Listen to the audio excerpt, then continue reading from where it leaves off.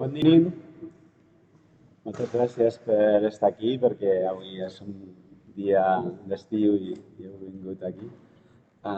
We will speak mostly in English because we have our international guest. But you speak also Catalan, French and Italian, no? And yes, today we have knows what it is. That means our definition is an extended reality, something that is happening in the physical real world, but we have interactions with the digital through many technologies. That means that for us, it's not a second life like Facebook proposed, and following this concept and this path, also to promote this kind of projects, it was a very good funding opportunity from the government of Catalonia, that is the direction of digital projects that launch a funding call for incubation projects, and we get one of the best grants was Espronceda, and that's why we are now launching this NUBIA Lab Incubación, that in fact is following a little with the residencies, but we need to add more actions into all related with business models, with internationalization, with advising how the project could be more appreciated for audiences. Let's say we will work more on that. But that's true that at the beginning we need to advise about the concept, because the most important of an artistic project is the artistic vision, why this is interesting and innovative, and that's why we have a very good collaborations with people very experimented, how to improve the storytelling, how generate something that has impact, because finally nowadays that's true that the artist is free to do whatever he wants, but when you are looking for financial support, if something is giving an impact in the society, probably it will be more and more successful. Okay, and in fact, we were very happy to have this grant, and now we did a team to run the program, and Maria Rubias is also joining the team to have this program, initial program happening this year, but the idea of that, of course, is to continue in the next years and to make it much better. Gràcies a tots per participar, benvinguts. Thank you so much. Yes, as Alejandro said, it's a pleasure. We are very thrilled to start this program with all of you. And as you probably know, the program will be around 8 weeks, more or less. So today is like the starting day, like the inauguration of it. We still trying to make the puzzle with all the professors and mentors that are confirming, but probably more than 99% of the program is already confirmed. We will start by the end, more or less, of October, so already next week, and it's going to be between these 8 weeks. The idea is to have between online seminars and also presentials here in Espronceda. So yeah, we are finalizing everything, and we will share with you as soon as possible, actually at the end of this week, probably the beginning of next one. And yeah, very happy to be here. I don't know if should we present the... Yes, we could present some of the people involved. In fact, the storytelling for us is very important. One of our best advisors is Alex Kines, he was for Neapolis, but also for other innovation and all related with digital immersive projects. He said perhaps he's passing now. I think some of you met him, no? Alex Kines. And after we have also Daniel, that is a permanent resident here in Espronceda. He's part of the collective be another lab. And this collective is very known for projects like the Machine to Be Another, and they produce projects that search to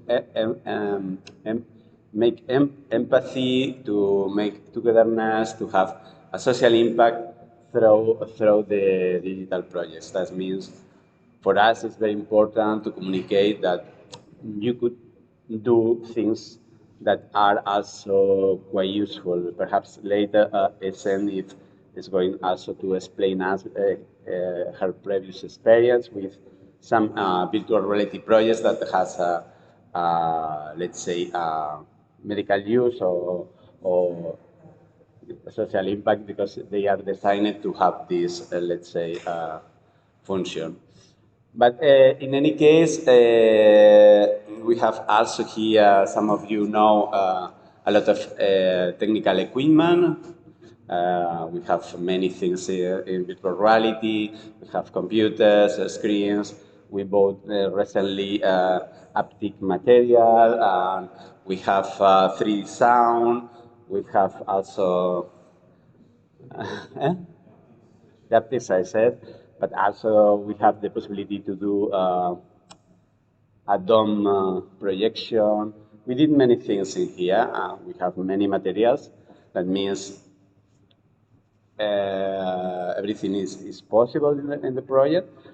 What we are asking in difference with Immensiva, that is a project that is negotiated between the artists, in NUBIA we are asking that you bring first concept of the project, because in fact this is the idea of incubation, that this the first prototype goes further. And also we have, during this period, the most important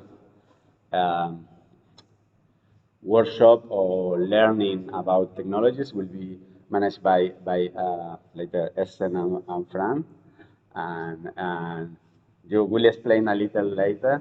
And also we will have a very good state of the art of use of artificial intelligence in creativity, and will be done by Eurecat. Eurecat is the research network of Catalan research centers, and they did for us a very good report about the state of the art of the artificial intelligence tools, and I think it's very important at this moment, because all the people talks about artificial intelligence, but nobody it's the same like the metaverse, in fact. And later we will have a series of workshops related with business that we will manage by Maria, by me, but also we will have the contributions of people very experimented, like Marta Ordech, that is running a program, many programs into a platform that names Karachi Stories, and she produces international cooperations between Spain, US, and she's making many collaborations with industry companies, etc. And finally, also we have the experience like Suleiman, that is very concentrated in the business, about how to generate impact internationally, because finally, if you want to be working on that, you need to be international, because you need to have contracts, exhibition, commissions from over the world, no? Not only locally. And I think for the moment it's all. The idea now is we will present after two inspirational speeches that will be done by Soliman Lopez and Liz Rosenthal. We will have the presentation of the projects that you can hear, and also some of our collaborators like Essen and Soliman. You could explain directly in your speech. And that's all. If this will be like a dialogue, that means that is not a conference. And that means we could discuss a little more and to make improvements in everything. I think my English was not too bad, at least. Huh? Okay. Thank you. Okay, Suleiman, please.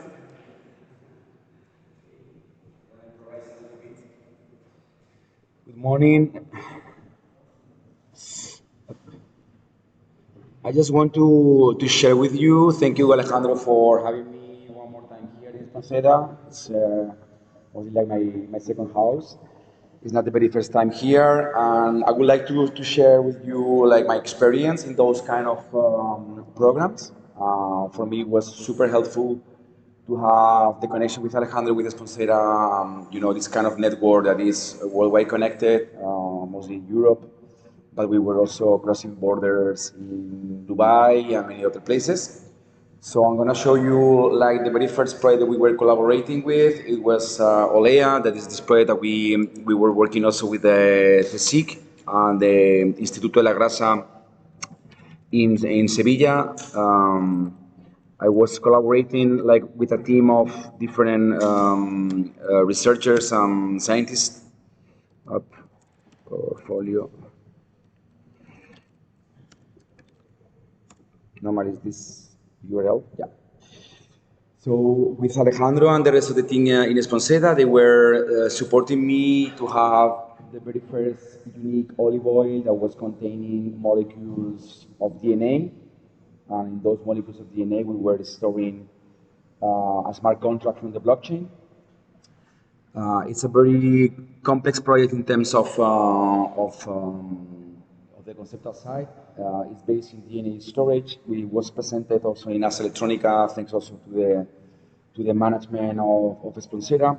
This is the main presentation of the project. But to make you know more about the details of the project, basically you can storage digital information that is based in ones and zeros, and you can store it in DNA.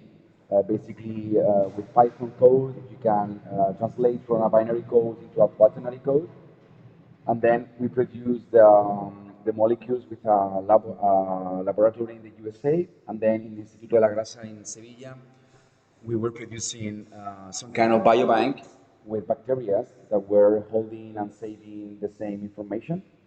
So when the bacteria grows and multiply themselves, they are creating more and more and more value because the token is in their own DNA. With this DNA, we were feeding like this kind of olive oil that was making part of different exhibition and installation that was in Dubai in collaboration with Espronceda, as I said. I was installing this robotic arm that was performing in real time the spacing of value from one tank to the other one. The left one was containing the DNA and the second one not. So in real time, we were like passing through from, let's say, normal olive oil from a second one that was like, improved or augmented with these molecules on top. In my perspective, we are like crossing borders from the digital world to the physical one, but like literally, because with this technology we can actually introduce physical digital data in many different objects. Now I create a patent with this technology to certificate different objects with this technology. And in this case, the installation was also containing not only the physical, let's say, atomic part, where we can actually feel and see the olive oil, but also we were installing a more digital section that it was close by the main room that is over there. That, yeah, it was this one where we can see mostly that the visual of the project containing like holograms, and also how I am envisioning this molecule living in the metaverse or living in a virtual world with those drops in different environments. From Dubai, I would like to jump to my very last project, that is the Manifesto Terricola, manifestoterricola.com. That is also mostly like a social movement. I was also working with these technologies In this case, with another lab in Amsterdam, in Holland. We were saving the data of a manifesto.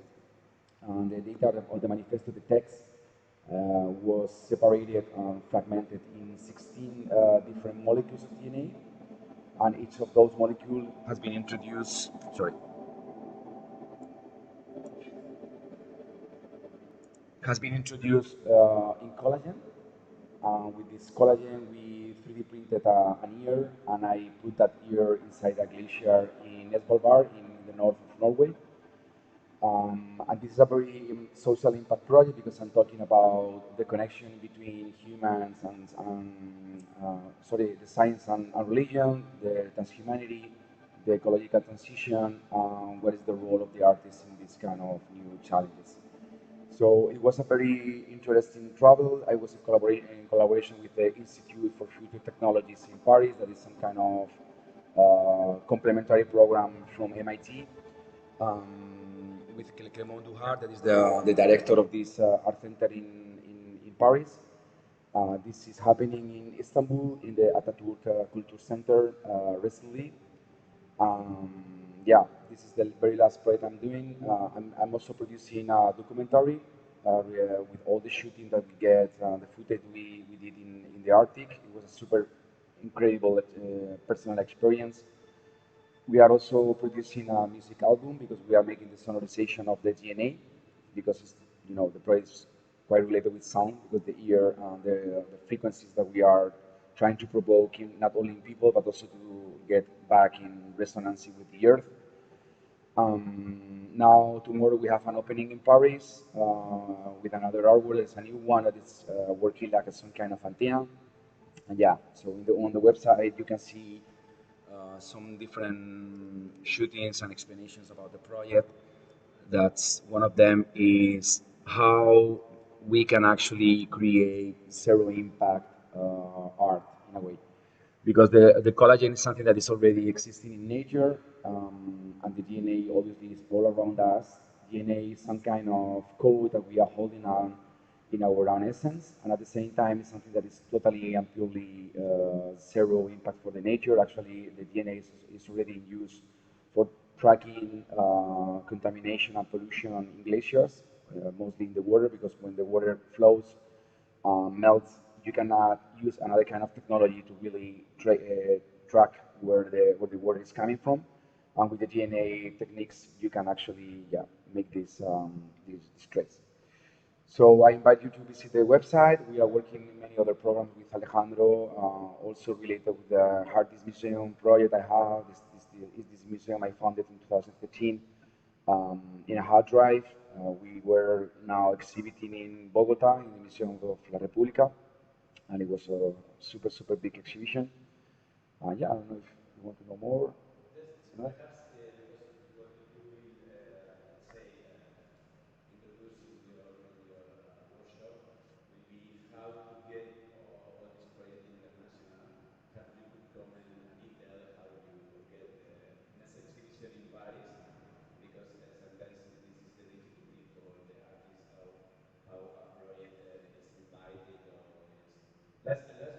My experience. Yeah, basically, I think a good strategy is to be part of those kind of programs that are internationally connected. For example, ICEA, Ars Electronica is a super good, like, let's say, collective and environment. We are like fully digital, but at the same time, I think you have to make the investment of going there physically to meet people, to meet the creators. For me, my strategy as an artist was always trying to make something like, let's say, different in a way.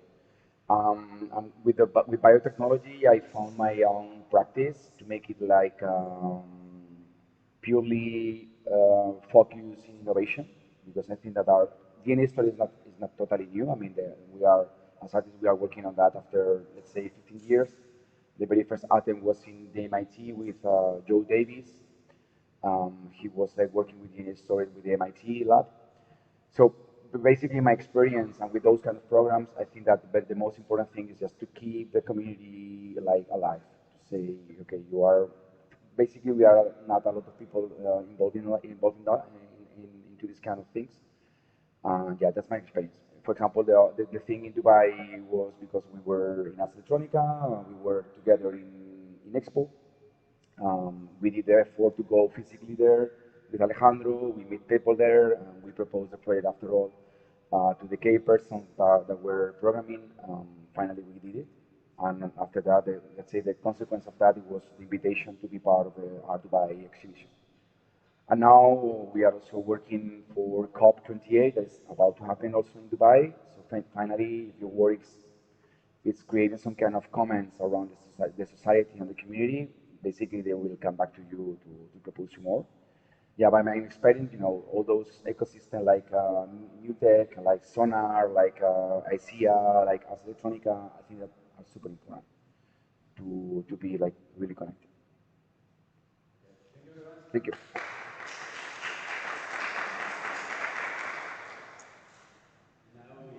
Invite Mr. Setal that we are very grateful he takes some time to came to Barcelona from London.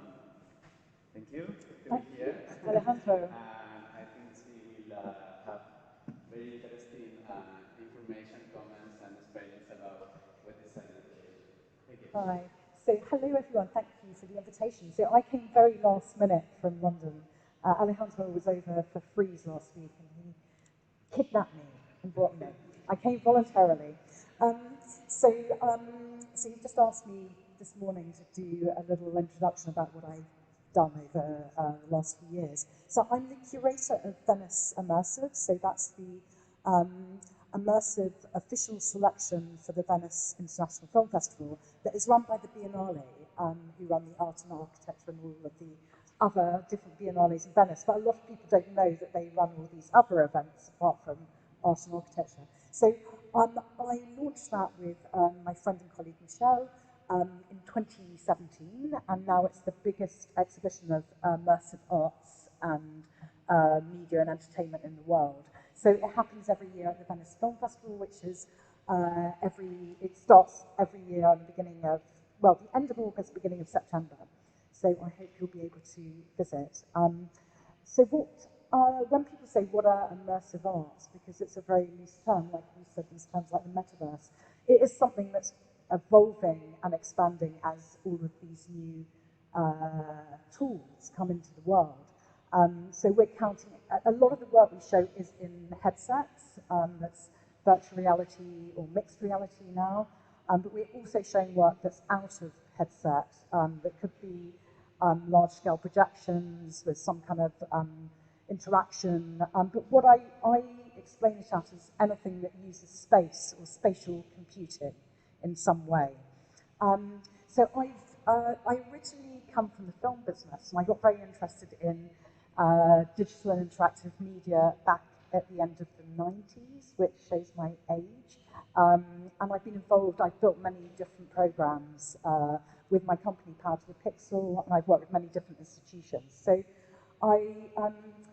when you're working with new tools as artists and producers, you're working in these unexplored areas. So first you're creating new languages and storytelling. You're working with completely new tools that are evolving every week, practically. Then you've got to find financing for your projects and partnerships. And because this is a new form, a lot of the work time, as you know, if you're working in this form, where are these projects going to be seen? Because financiers and partners and exhibitors and distributors, this is new for them. So everything's new. And I think what's really important is whether you're a financier of work or whether you're an artist, is to go on programs that are very supportive and are creating an ecosystem around your work. And that's what's super important is, I think a lot of the time, the support goes into the research and development part and to the experimentation, which is really, really important as artists and producers. You need to sort of when you're working with new technology. I mean, I come from cinema, and that's originally that's 130 years old. Everyone knows what a film is, or something that's on flat screen media. We know what that is. We know what the technology is. It may change a bit, but it's essentially the same form. when we're working in all these different forms, as a creator and a producer, as a financier, which is even harder, you don't know what people are talking about much. When you're explaining what your project is, it's very hard to communicate. So I found that working in incubator accelerator programs, and I like to put the two together, are super important because you need support around new forms you're working on. So I developed many different programs. The first one I developed was called Pixel Lab, which ran for 10 years, which was an international program. It was about interactive storytelling and how you, and what the creative models are and what the business models are as well. And that was before immersive mediums became available in 2014, when the first headsets became available to artisan consumers. And one of the other things, because I come from media, and this is an interesting thing, I come from an art form that has value if it scales. Art is valuable because it's scarce. And these two models kind of come into conflict when you're working on screen-based art. And so we're all working, what does value mean? And what does value mean when you're working with things that you can copy? So so it's very interesting that I see immersive, both in terms of art forms, it brings all these different art forms together, but also it's a kind of conflict of what the value is behind that art form, because you're working with things that mix screens and could be distributed on scale, and things that are scarce and could be in a location or could be sold in some way, whether it's as a real thing that you can collect in your house or something that's on the blockchain. So there's loads of different things playing together and against each other. And because I feel we're working in the area of perform, it's there's filmmaking, there's visual arts, there's interactive media, there's games design and UX, there's real-time performance, which is really important when we forget, which happens when you're working with immersive media. There's sound design, binaural sound design, there's so many things that come together. It's a very exciting medium, but complex when you're choosing the form you work in. So you wanted me to talk a bit about the incubators that I developed. So I then set up a program in 2017 in the UK called Creative XR. And it was a program that the Arts Council of England, which is the biggest funding body for supporting all of the arts, and a digital organisation, another government organisation called the Digital Catapult, which was about supporting digital business, came together and put some money into helping support immersive mediums. So every year, the way I designed the program was what I feel very important, because I work a lot with, I guess, the artists I work with producers. And what's important is that how are you going to get your work into the world? You need somebody who's going to be helping you develop that IP, intellectual property, and think of the form and how it's going to get financed and how it's going to stay alive and be distributed. Not just once, but many times. So all of the programs I have designed, it's the production company who will be applying, because I think creative development, my programs are creative, but they're also about the sustainability and the distribution. I think it's really important that, because these forms are things that could be scaled or taken to different areas, or are going to be financed by partners who sometimes need some kind of return on investment. They're not, so a lot of the arts councils give grants and they don't need the money back, but a lot of the money that's put into immersive media comes from organisations that want some kind of return. And so you really need to think about, and they're not going to give the money just to someone who doesn't have a company or a studio. They're going to give the money to someone who has an entity that can deal with the rights of the project, the intellectual property. And so we're dealing with a complex form medium, and I think it's, so all my projects, it's usually a producer who applies, and the producer could be the artist as well. They could have a production company.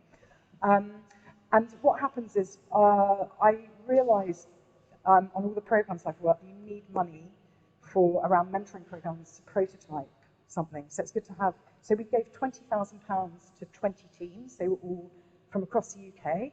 It was for studios who were both big and small. So we had organisations like the National Theatre. They have a digital lab. The National Theatre is one of the most important theatre organisations in, well, it is in the UK. And they're developing immersive medium forms. So we had a project from, we've had 2 projects from them over the 3 programmes that I run.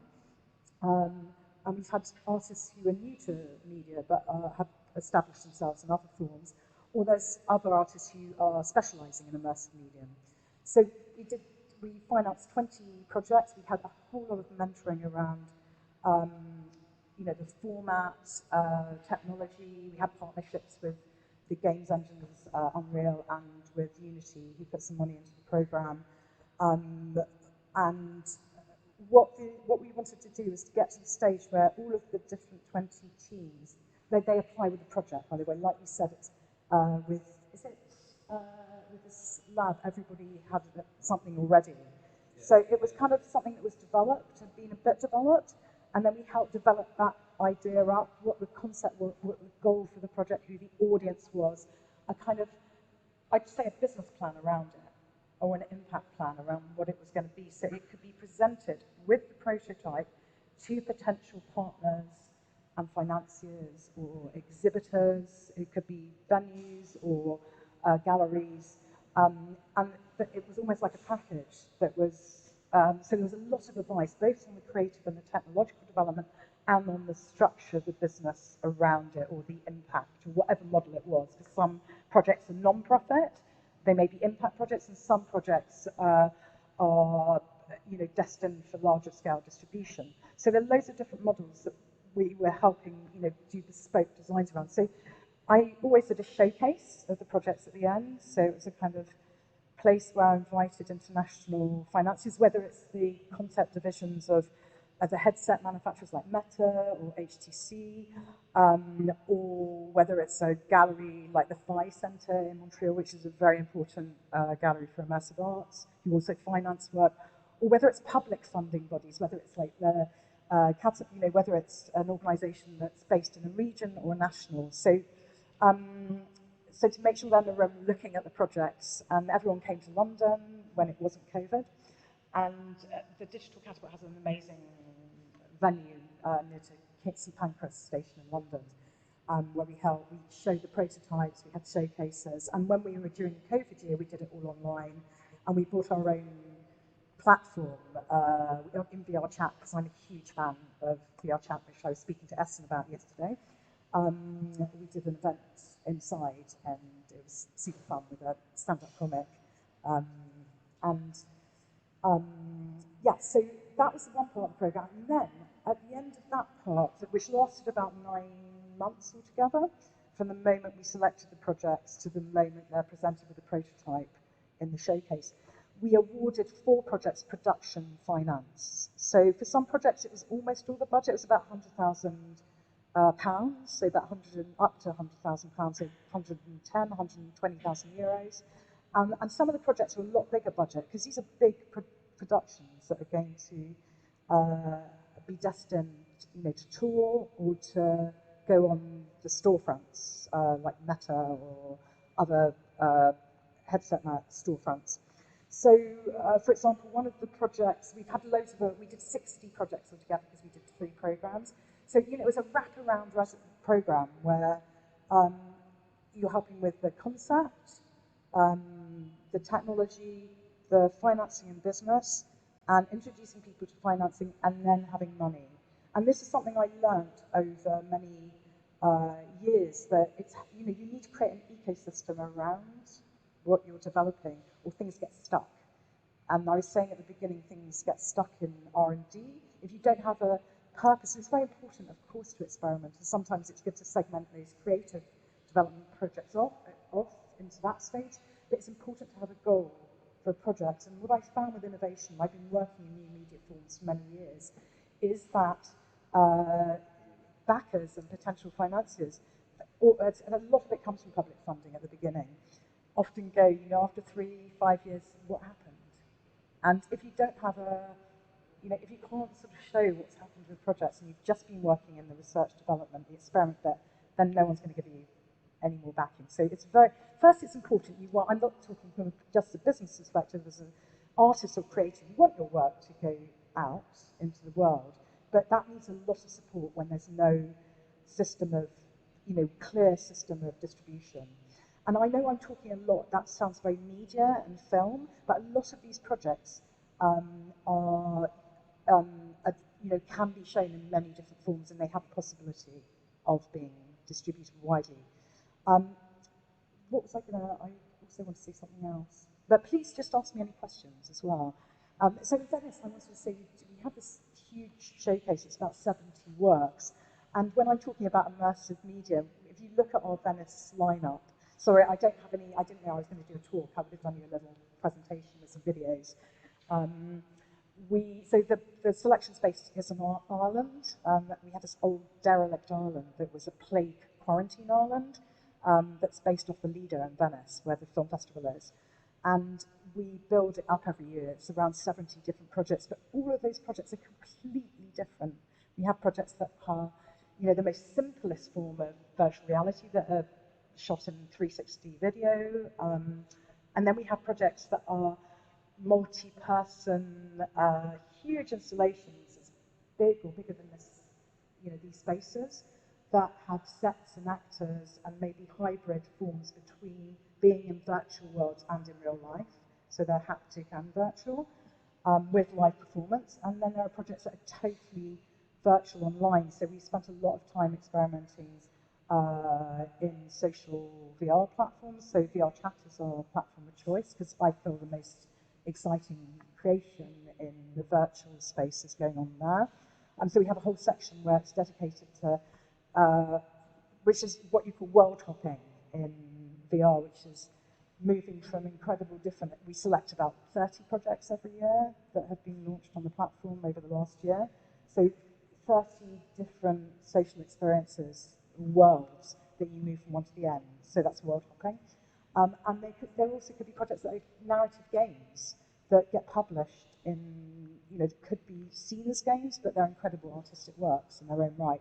So it's all types of media. Some are more experimental, and you could put them in the kind of visual arts world, and some are more entertainment. So we're looking at the whole range of what immersive is, and I've done the same in my programs, because at the moment it's very difficult to segment off and say, oh, we're only going to do this. And especially when you're developing something that's new. And I found with the programs, what's great is the fact you bring people together, and it's an amazing synergy of what happens in terms of just partnerships between the cohort. So we have 20, with Creative XR, there were 20 projects that we developed every year, and then we put production financing into 3 to 4 projects. And with Venice, we also have developed an ecosystem around what we're showing. We have a market for projects, that's a finance market for projects that are advanced stage of development. It's all international, all of this work. And we invite all the potential partners and financiers to Venice to meet the project. So it's a very good place to visit if you want to sort of see a bit of everything. So do you have also projects which are commercially very successful in Venice? Yeah, we do. So if you look at, we're covering everything, and it's almost like a meeting point between, like the VR, I'm going to just say that, the world builders are generally seen as hobbyists. Like they're people who don't even see themselves as artists. On that side, there are game studios that have a commercial model, so they're going to publish their work in a completely different route to the works that are going to talk galleries or performance art spaces. And so we've had, games like, for example, we just premiered Wallace and Gromit, which is the VR. Aardman have created Wallace and Gromit. You could call it a game. So we're showing things that are really, entertainment.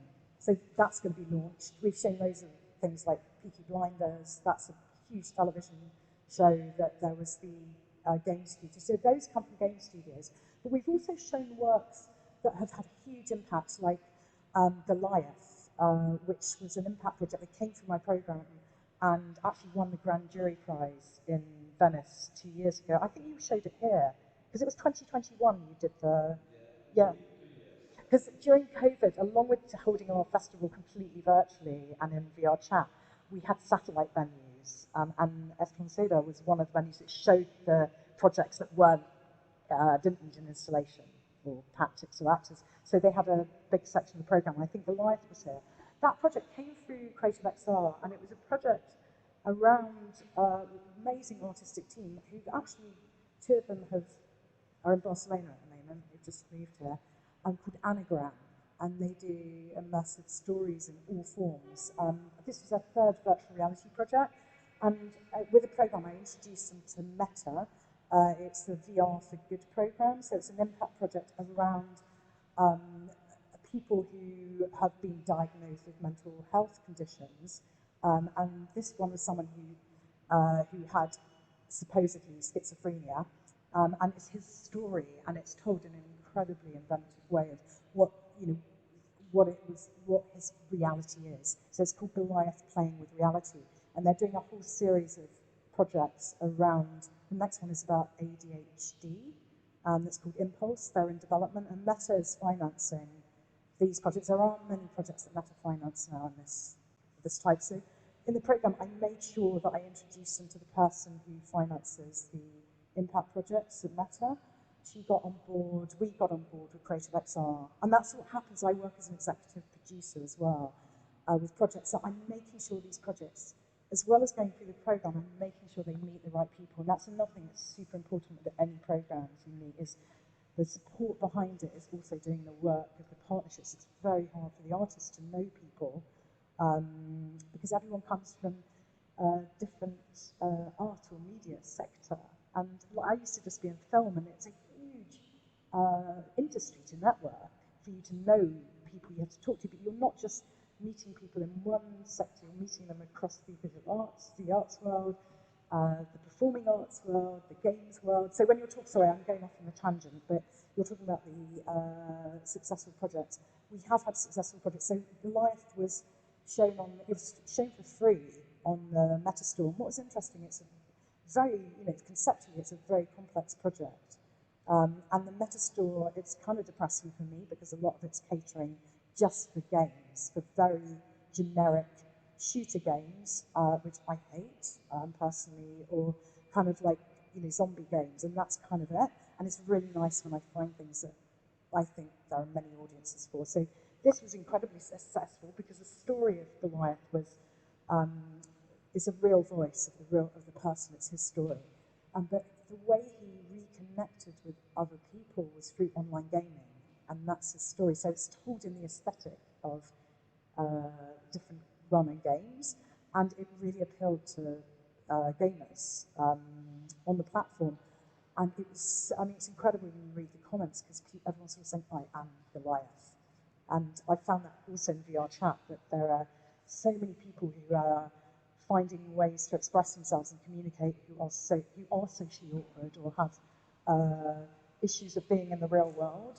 It's actually helped them be in the real, well, I don't know what the real world is anymore, sorry. And that's where these kind of things are very useful. So Goliath had a huge impact. You could say, did it make money? Yes, it's being sold now because of the first license with the Meta Finance, to share it for free for 6 months. But it's been sold to Pico, which is another Chinese headset manufacturer who's international. Their storefront's been shown also. They're building another business with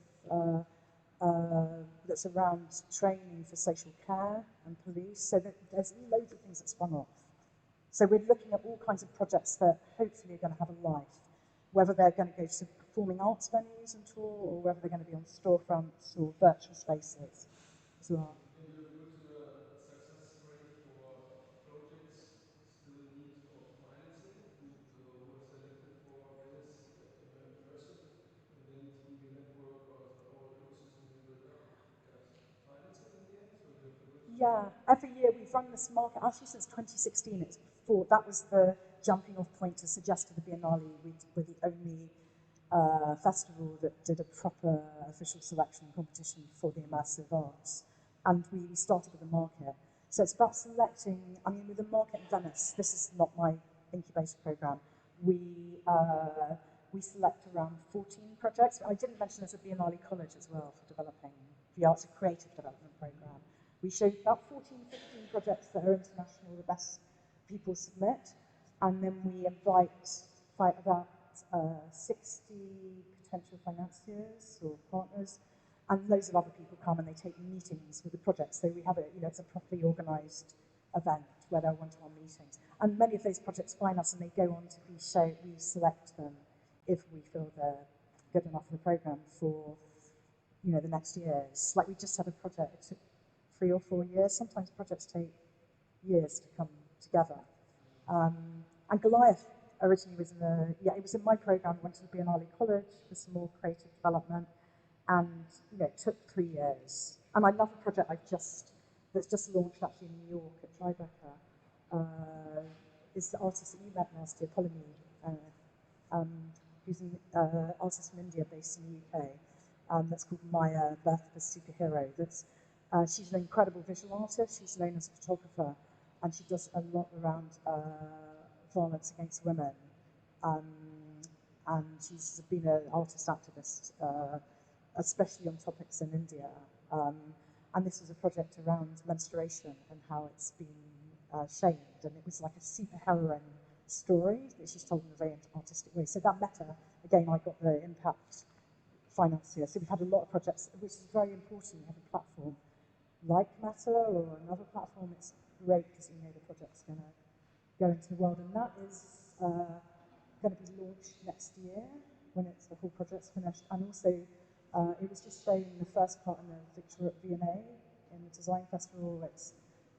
So it's going, because she's an artist and she's got a lot of contacts in the art world, it's got many different sort of ways it's being shown as an part of a bigger exhibition and also in a commercial sense. Yeah. Has anybody got any other questions?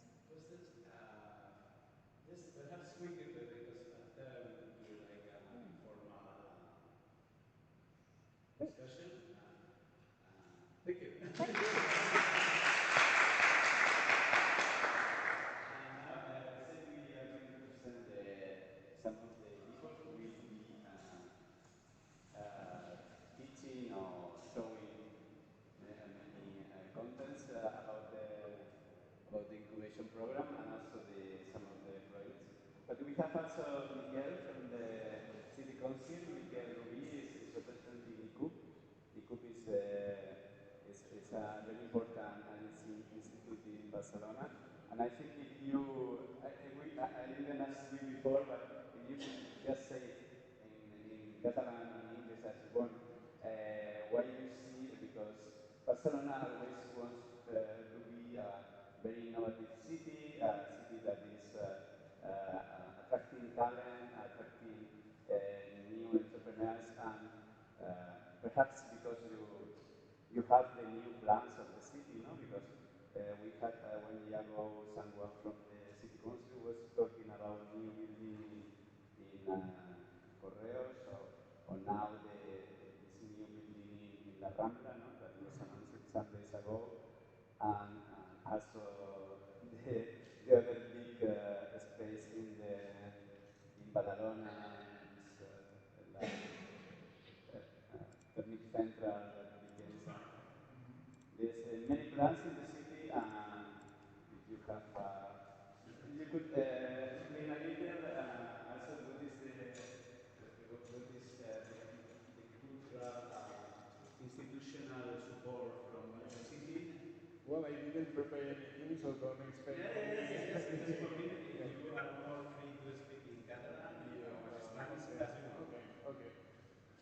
En català mi diuen, i si voleu, bueno, comentar com jo treballo a l'Institut de Cultura com tècnic dins del Departament d'Innovació, Coneixements i Arts Visuals. Ara, com sabeu, que hi ha hagut un canvi de govern, això implica uns moviments dins de l'estructura del que és l'Institut, però al final podríem dir que les qüestions que estem duent a terme continuen i continuem treballant i desenvolupant qüestions que donin suport dins del que seria el sector.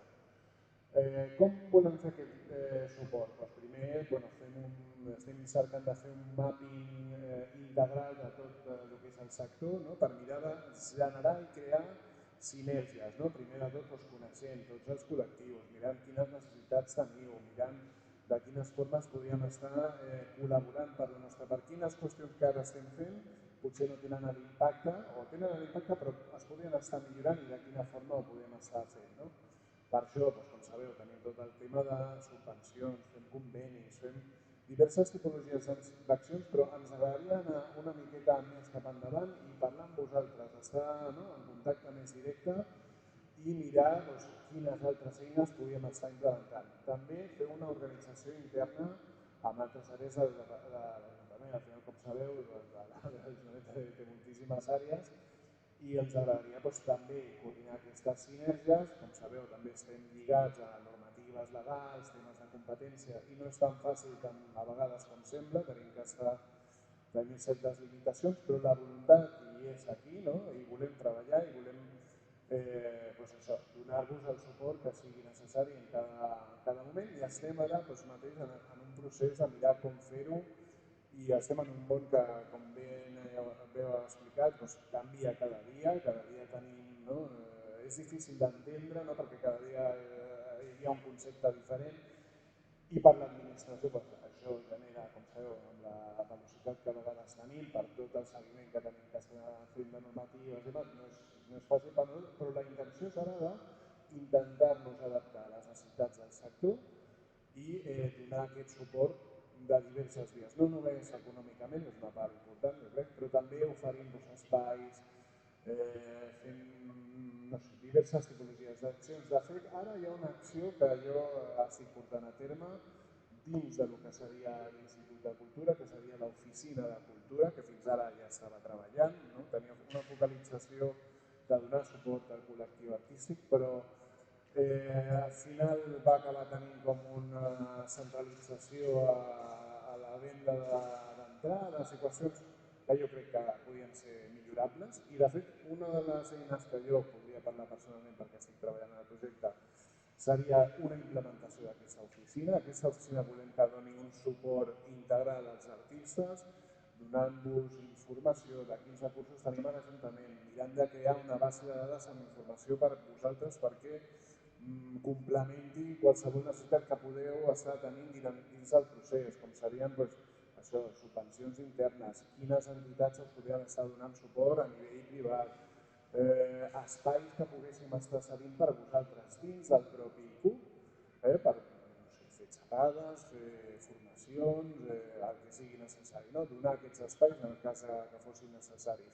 Però també això, crear una base de dades per poder estar oferint també sinergies amb altres entitats i altres qüestions. A més d'això, també estem planificant dins d'aquesta mateixa oficina, en coordinació amb altres entitats, com podria ser Barcelona Activa, que està molt immersa dins l'entorn tecnològic i demés, a l'ITEC, amb la part de SDE, coordinar accions formatives que puguin ser de necessitat pel sector.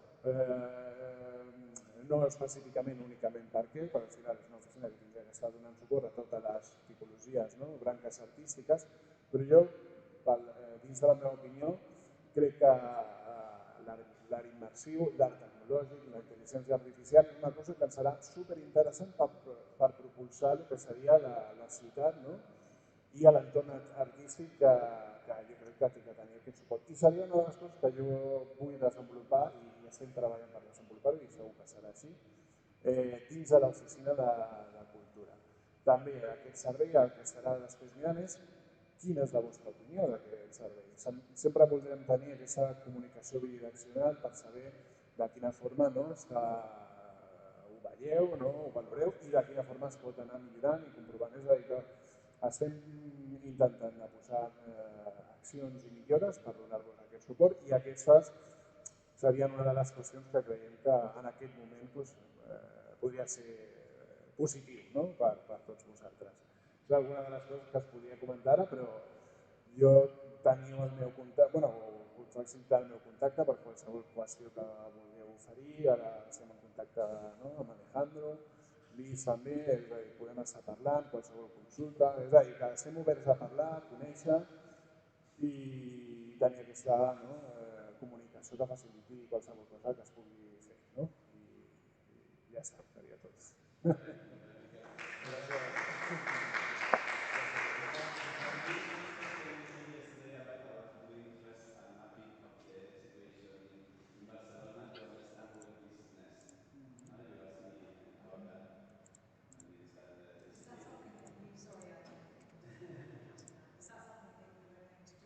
It's something that we are working on, directly managed by us, but also hiring other services that will provide us this information.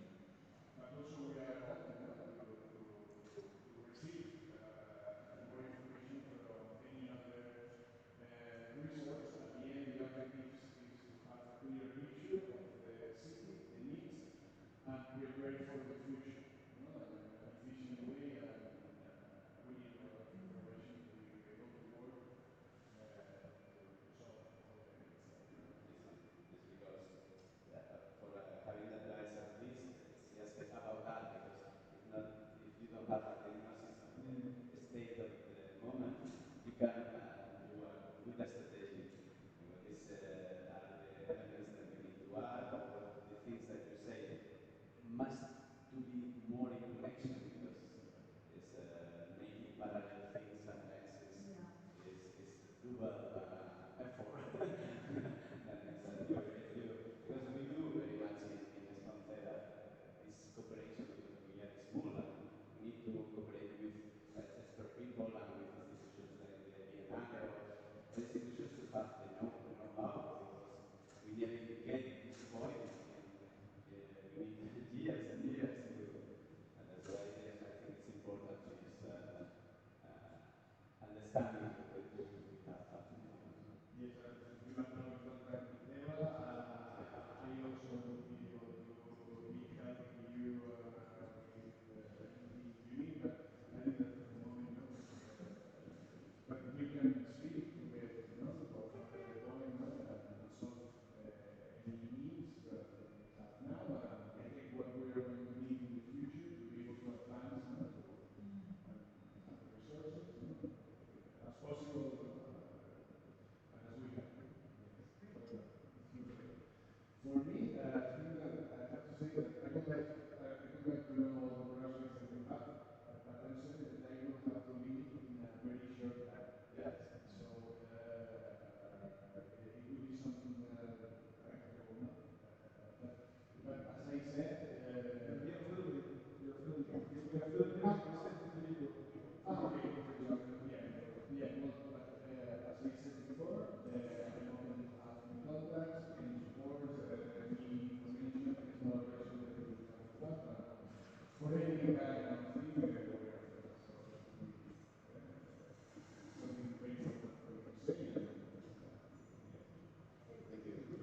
Thank you.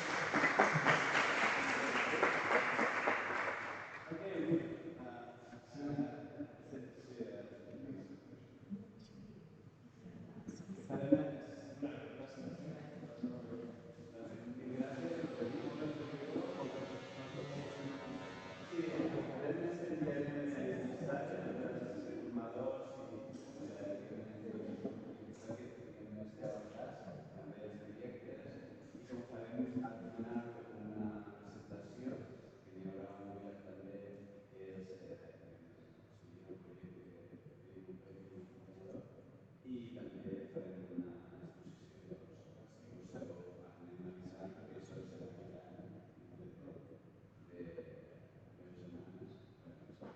Molt bé, gràcies per venir. Seguim gràcies.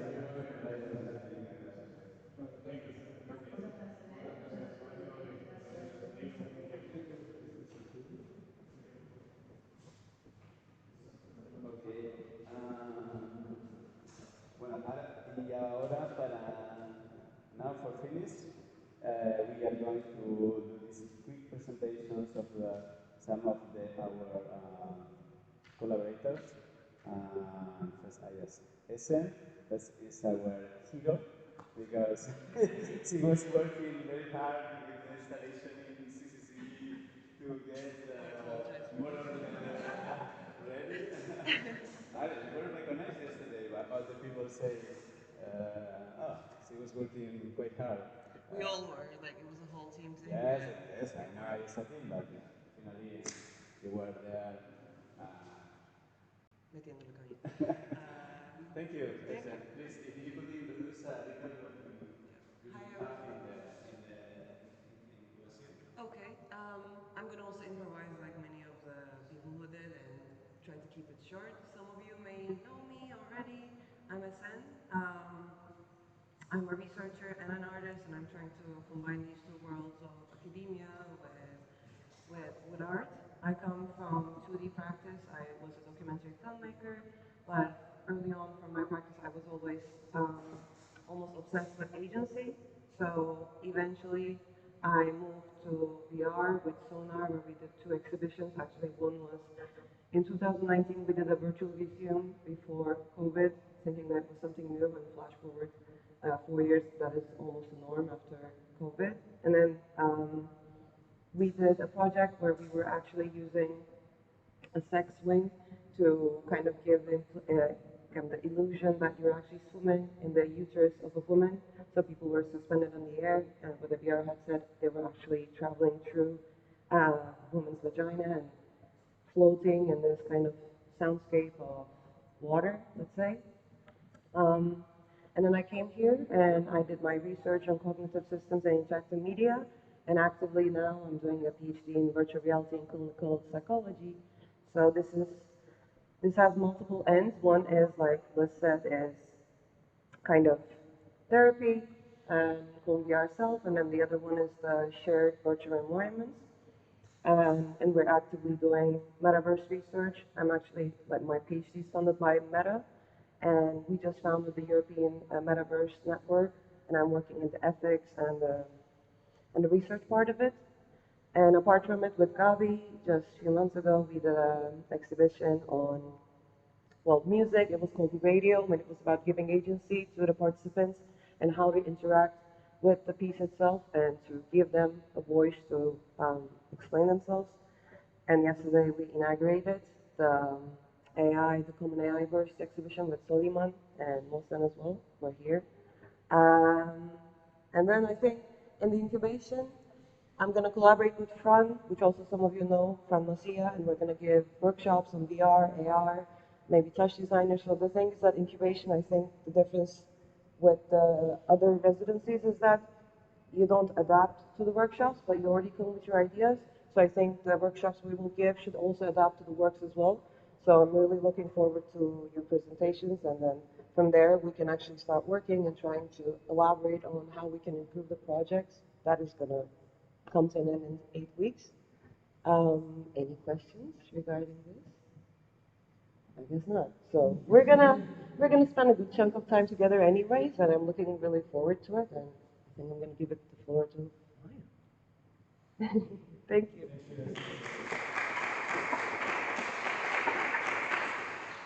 Okay, now perhaps we will ask some of the artists to present themselves. Please, Sarah. In English? Okay. My name is Sandra.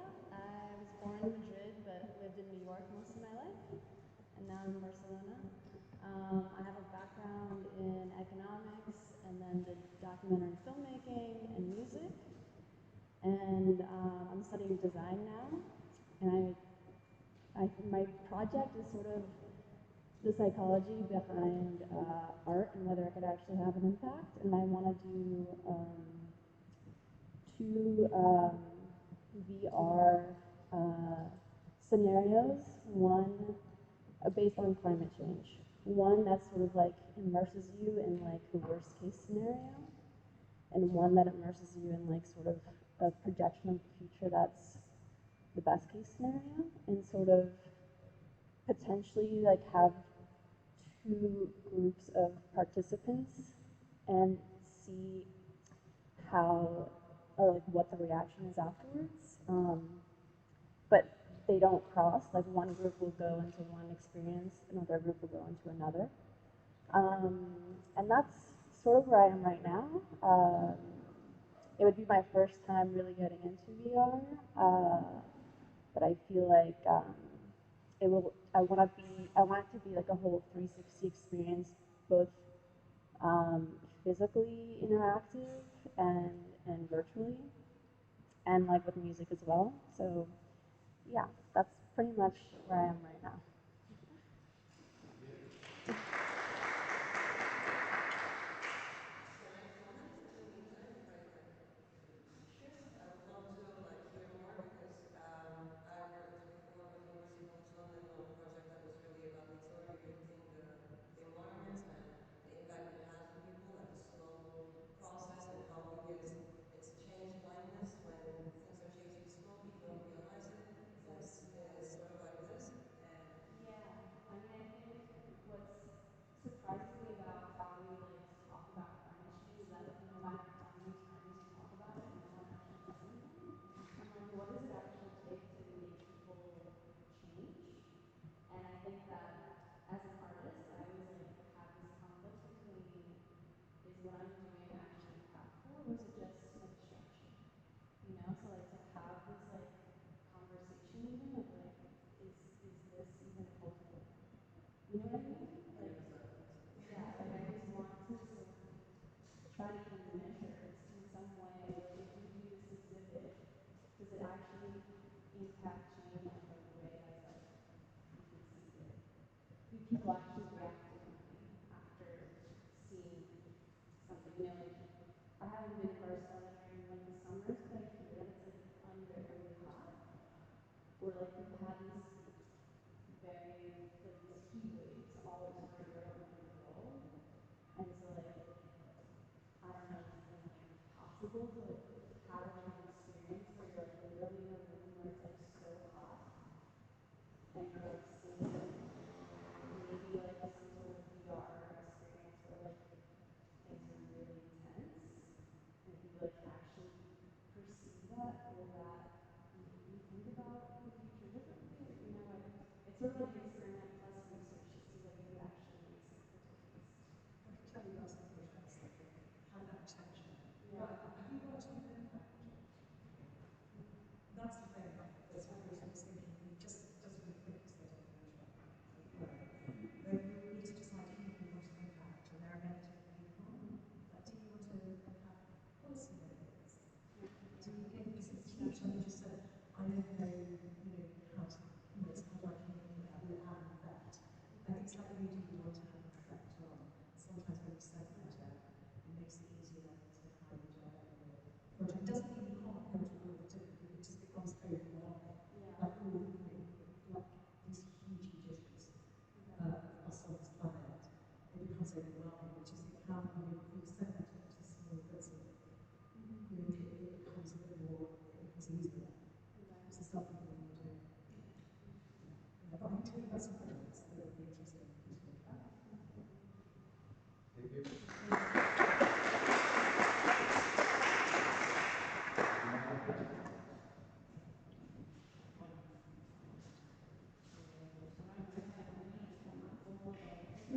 Sí, sí, you're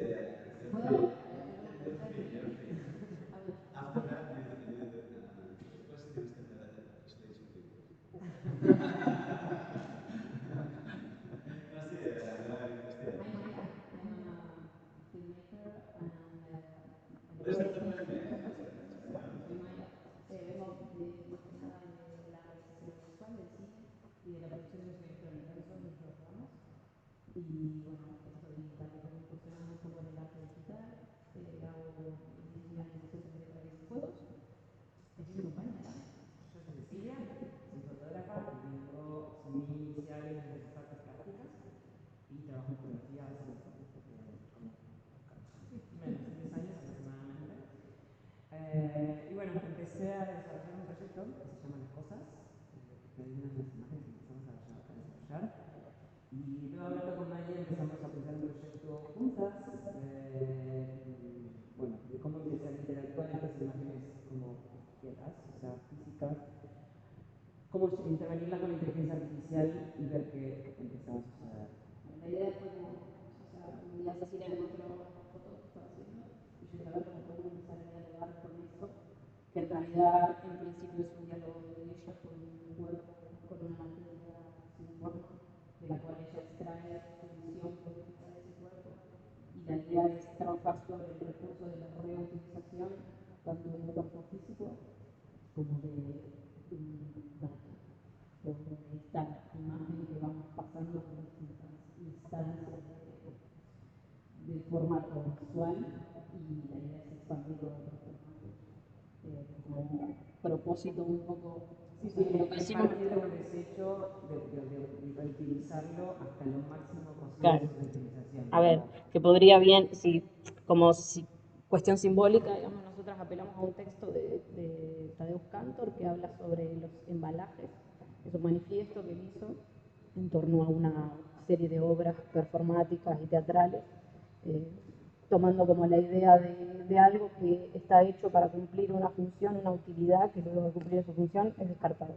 Entonces, ¿por qué no poder ver eso de otra forma y, bueno, darle una visión poética? Entonces, lo que empezamos haciendo es, a partir de las fotos de Cecilia, crear un dataset y desarrollar algunos modelos de difusión con Stable Diffusion. Yo fui desarrollando algunos LoRa, así como muy primitivos, digamos, y a partir de eso la idea es ir viendo qué es lo que interpreta la IA de este dataset y cómo nosotras podemos llevarlo hacia un lugar que sea más nuestro o que sea más, no sé, al libre albedrío, digamos, de estos modelos.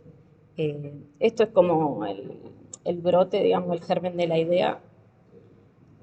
Luego, como idealmente... Perdón. De hecho, la primera parte de la incubación es también ayudaros a trabajar esta idea con los estudiantes que conocéis o Daniel, bueno, Enrique, Fabio. La idea es como llevar al límite la posibilidad de un cuerpo material, en este caso, por la bandeja de plástico Es que una Cecilia bandeja, es una bandeja de plástico, que bueno, es eso, como ver como esa reutilización hasta dónde se puede estirar, ¿no? y en un primer momento generar imágenes a través de descripción, pero en el futuro nuestra idea es lograr extraer de ahí sonido, ver qué pasa con los sonoros a esa materialidad o otras, como que tenemos en vista distintos objetos de materiales, cartón, aluminios, Sí, plásticos, nylon. y en una instancia futura la idea es también poder transmitir esa sensación de compresión física que sufre el cuerpo físico, llevado a todas estas otras instancias virtuales digitales, una sensación física nuevamente, como poder cerrar el ciclo de esa transformación, quizás buscando los caracteres ópticos correspondientes a esta manipulación de Estas compresiones. Claro. Muchas gracias.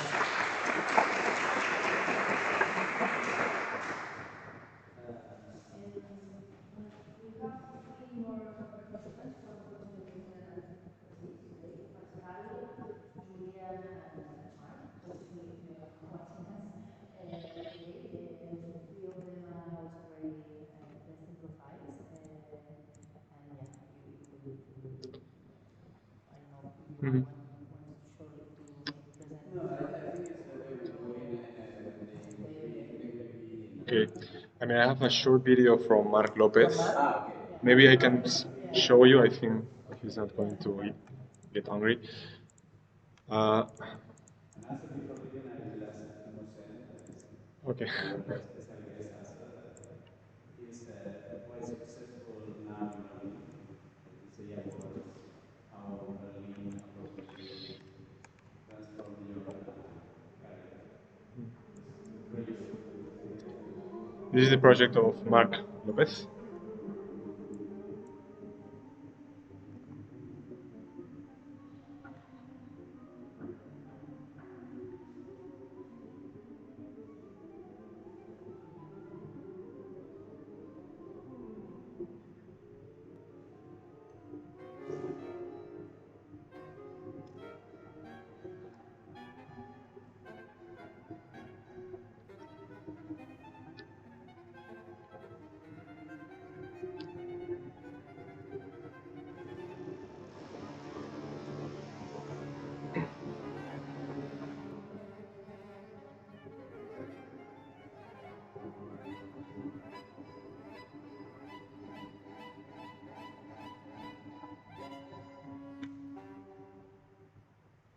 Yep. As you can see, it's generative art using this input.